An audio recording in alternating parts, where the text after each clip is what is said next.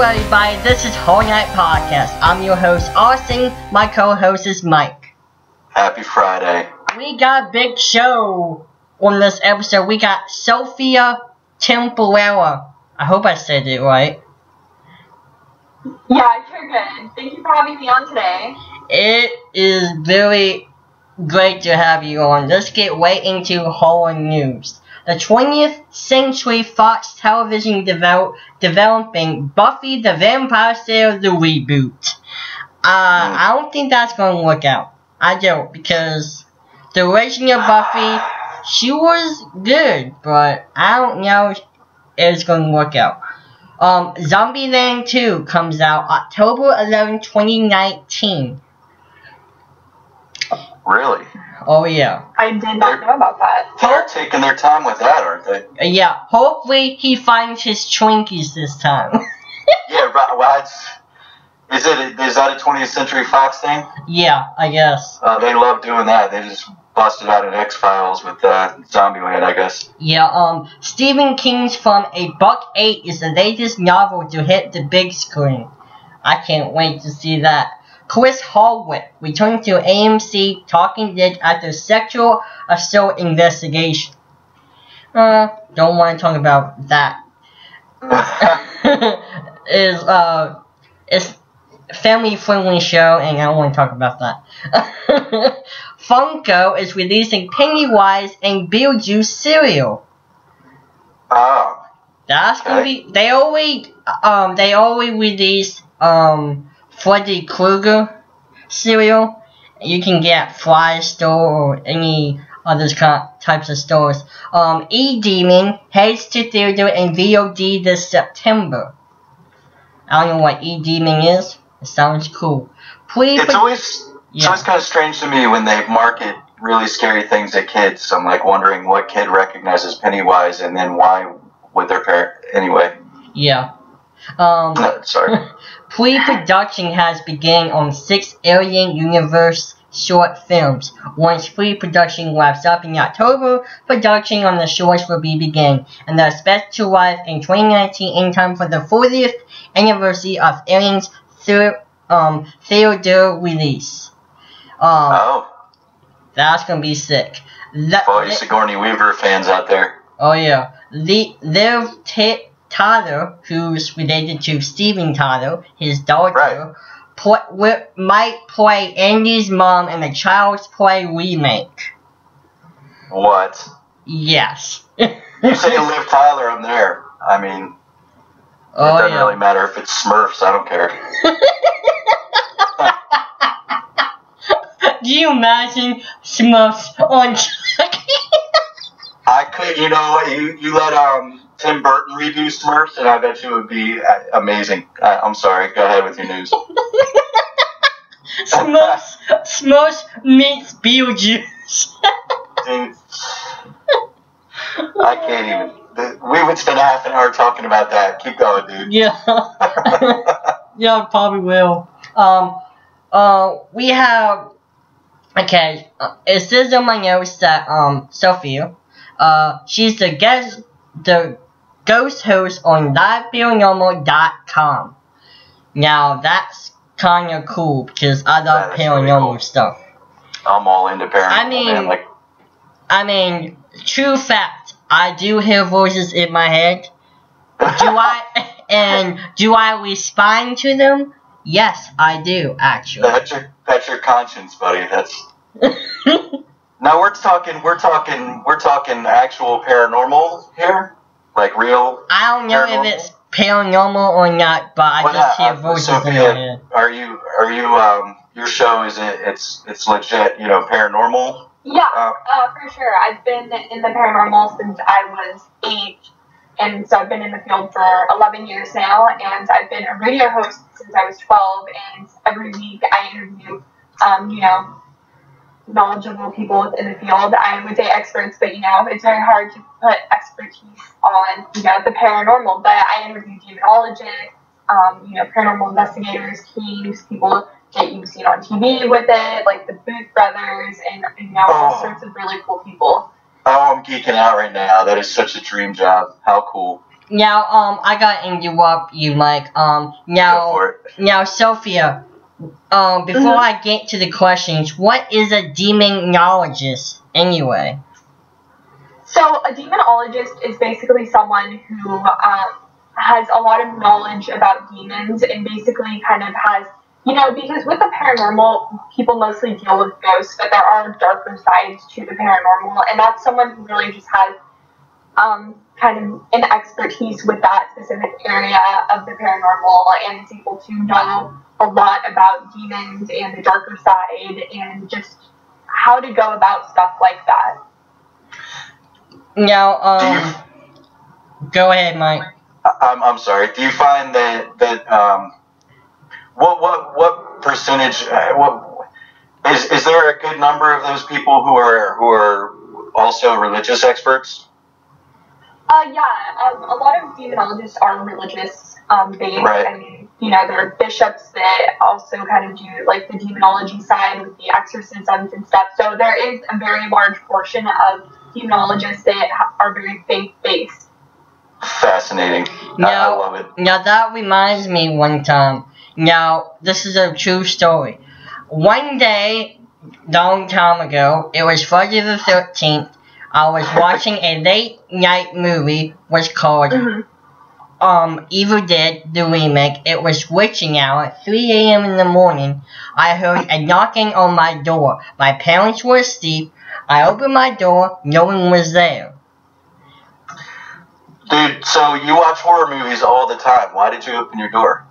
Because I didn't know what it was. So I was That's freaking... That's the guy that dies in every movie. I was freaking out because I was talking to this priest online saying I was telling my situation, so he gave me all of these words to chant out, and apparently it worked, and the knocking stopped.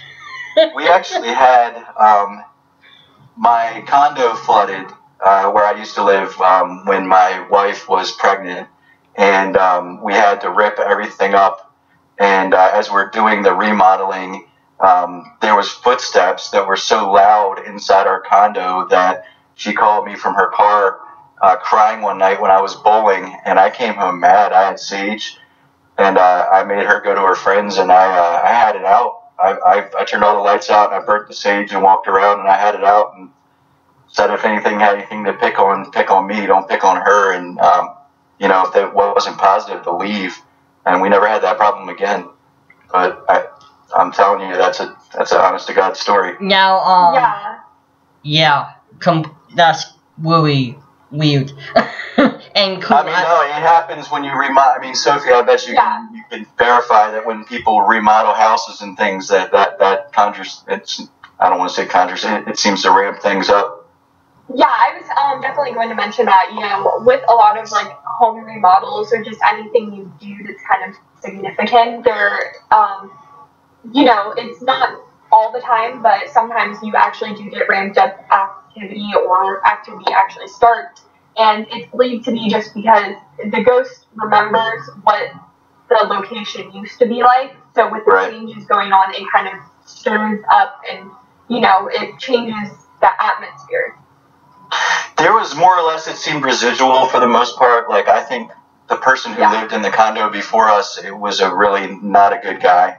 And we had heard some things, and I think there was a lot of residual there. But there was a few times that, like if we were in bed and it felt like somebody sat down on the bed, and I just shot up in the middle of the night, I just sat up, and right as I did that, she felt like somebody like kind of, it was just, it got so bad that, and she was pregnant, and it was so like, it kind of made me mad, and I really wanted to understand, and I wanted, if anything was there intelligently, to understand me, that I wasn't angry at it. I understand, and I respect its right to exist. I just didn't want it to mess with my wife, my pregnant wife, and like stress her out. Yeah, so for sure. I lived in a haunted house actually, so I know kind of what you went through.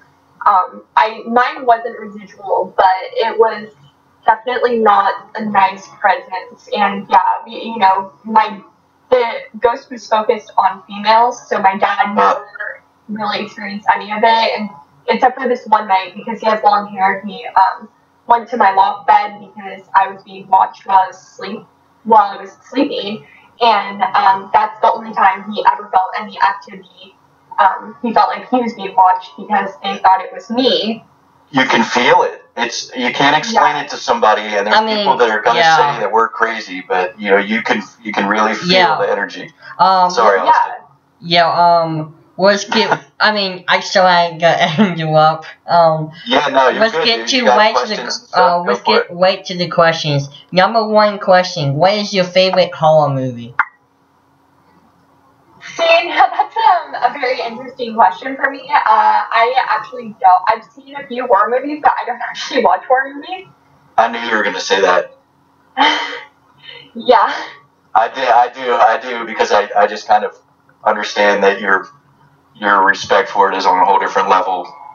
The way you. Yeah, it's definitely different. My friends are like, "Why don't you go to Knott's Berry Farm? Why don't you watch horror movies?" And it's like, it's so different. I do play horror video games though, so it's I don't know. I'm really weird. Then let me rephrase the question. What is your favorite horror video game? Okay, so I love the first Outlast, and I love Friday the 13th. Cool. That's really cool. I never played the demo, and it was really cool. Number two question: how is it like having a paranormal show? It's a lot of fun, getting to hear different perspectives from other people within the field and being able to meet new people because, the paranormal is a very small community, but it's very spread out. I live on the West Coast, but most of the paranormal conventions and everything take place on the East Coast. So being able to connect with people, even with that hour time span, is really great. And I've learned so many new things while having the show, and it's just been an amazing part of my life. That's really cool. Do you watch paranormal shows? Yeah, I do. Which is your favorite? My favorite would definitely have to be a haunting. I just love the storytelling aspect of it, and I'm definitely more partial to a haunting before it was remade, but I think that it's a great show. Oh, let me interrupt for 1 sec. Now, have you seen the show Midnight Texas? No, I have not. Great show. Are you? I would venture, and excuse me if I'm venturing wrongly, but I would think you'd be more of an Amy Allen fan than a Ghost Adventures fan. See, that's definitely hard. I have met Amy Allen before. She's very great, but I've actually been on Ghost Adventures, so I don't really have a favorite of the shows because I think that they're all definitely very unique. I would love to hang out with Zach and Aaron. Billy too. I love those guys. Yeah, they're great guys. I met them a few times. I met Zach 3 times, and then Aaron and Nick twice, and they're so nice, and, they definitely were very welcoming when I investigated with them. I knew you looked familiar from your bio. I bet you that's where it was from. I bet you, because I love that show. Yeah, it was on the Queen Mary episode. Yeah. Okay. The third and final question, then we'll have more random stuff to talk about. Number 3, how was it like talking to Kane Hodder? So I actually haven't talked to Kane Hodder. I talked to Rick McCallum, who is really great friends with Kane. They are both on Hollywood Ghost Hunters team. I would love to talk to Kane in the future, but Rick actually has worked with him on multiple occasions, like Friday the 13th, the video game, and he's a lot of fun to talk to, and, they have great stories from, all of their investigations. Like 7 months ago, my dad passed away. What's his soul? I'm sorry. Once he passed away, for some odd reason, stuff has happened in my house. Now, one time, my poster, who my dad put on my wall, fell down. I didn't touch it, it just moved. Was it a day you were really sad about your dad? It was the day after my funeral. Not my funeral. we understand. Dude, it's rough, man. But both my parents passed a long time ago, and I think that when you feel your worst and when you need a sign, you get it. I really feel that way. I mean, with me, it's Cardinals. Every time I'm sad about my parents, I see Cardinals every single time. I mean, the funny thing is, it's just me and my mom now, and when we got a new top for my pool to close my pool, and it was just me and him doing when he was alive, and I felt his presence helping me put the top on my pool, and it was crazy, but it felt a good feeling that he was with me. You know, if you think about physics, energy doesn't just stop. Energy doesn't just die. Energy goes somewhere, and that's what we are. So if you want to look at it that way and be spiritual that way, I mean, energy has to go somewhere, and your dad protects you just like... Yeah. Same thing with my grandma. She passed away in 2012, a day after the funeral, because my grandma slept in my bedroom. I slept on the futon. My golf set fell down. I didn't even touch it, and I guess she was trying to find her place again. It scared the crap out of me because it was 3 a.m. witching hour, and that happened. I was like, oh my God. I'm always awake then, and man, I live out on the outside of Charlottesville now, and it's I would have to show you. It's the only place you can even walk is my gravel driveway. It's so densely wooded, and I love it out here, man. Now the funny experience I had was I was watching a horror movie. I think it was Ring or something, and then the guy says you're going to die in 7 days. Well, here's the funny part. I was watching the movie, the phone rang spoiler alert, Austin didn't die in 7 days. No, not that. I was answering the phone. It was my friend saying you're going to die in 7 days. I was about to punch him through the phone. And that is why she doesn't watch horror movies, dude, because it's just hokey. What if you had it? I've seen a couple, but I mean, after I saw Jeepers Creepers, I was kind of done. I was really done. I was like 12, and I was just over it. I'm more for the Blair Witch than the fantastical. I'm more for something that could actually happen, like they could really. I spent a lot of time in the woods and stuff. That kind of thing really. Yeah. And more like the horror where it's like you don't see it, like that movie Signs with I'm not a massive Mel Gibson guy or whatever, but I believe I've seen that. That movie, the way that they didn't show you the aliens until they had to, like it was M. Night Shyamalan. It was really, it was. That's more what I'm into than the gore. Even though I do like the Halloween remakes from Rob Zombie, I'm a Rob Zombie fan, so. Yeah, my parents love Rob Zombie's movies. They can't wait for 3 from Hell, I believe is what it's called. 3 from Hell. Yeah, he's redoing. He's doing another. The sequel to Hell Rejects. Devil's Rejects. Yeah, Devil Rejects. Yeah, he's working on that. I saw him on. Was it Ghost Adventures? It was one of the ghost shows I saw him on. He's a really, really interesting guy. Possibly. I know that, they've had the Hollywood Ghost Hunters on there before, so Kane's been on there, so it wouldn't surprise me if Rob was too. Now, wait before a couple more, things to talk about, and then we'll end this recording.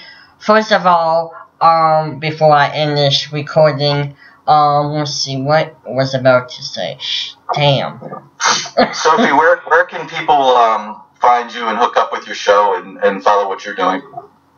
So I am on Twitter at Sophia Temperilli with 1 L, Instagram at Sophia Temperilli. You can also listen to my radio show, The Ghost Host, on liveparanormal.com every Saturday from 12 to 1 p.m. And you can also check out my YouTubes, which are The Ghost Host Show, The Ghost Host Sophia Temperilli and Sophia Temperilli. Sweet. Yeah, please go check her out.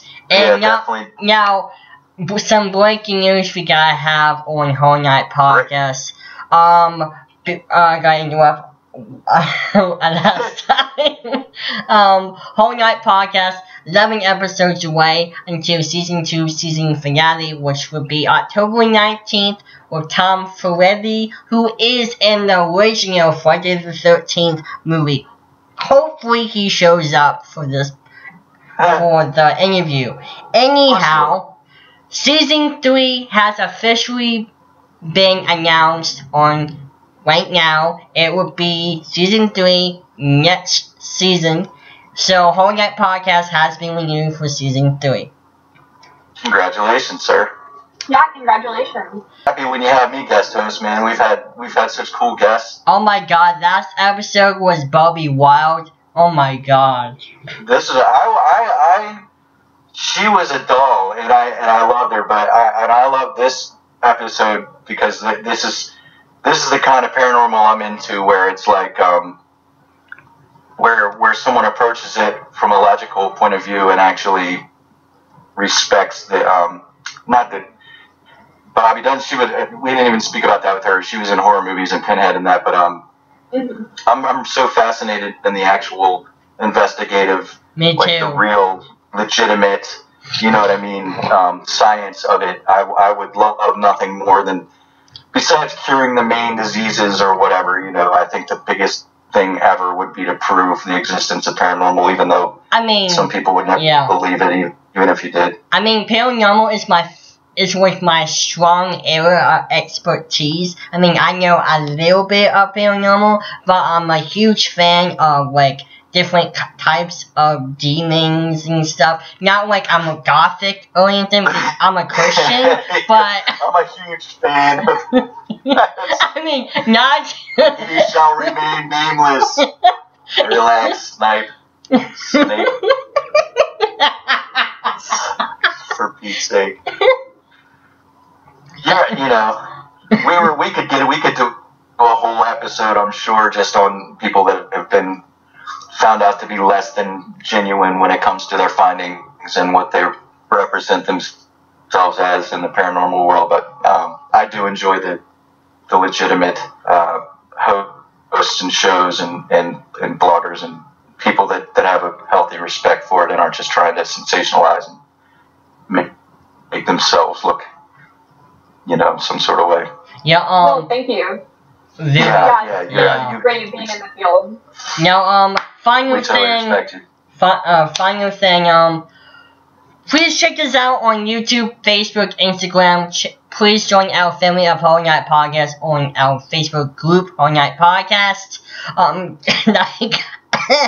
Like our Facebook page. Check us out on Snapchat, Whole Night.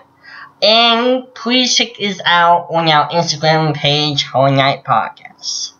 Be sure to check out Sophie and her shows. Yeah, of course.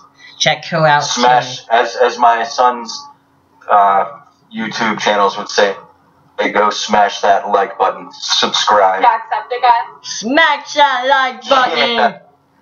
Yeah. my son's, he loves his YouTube shows about his little toys.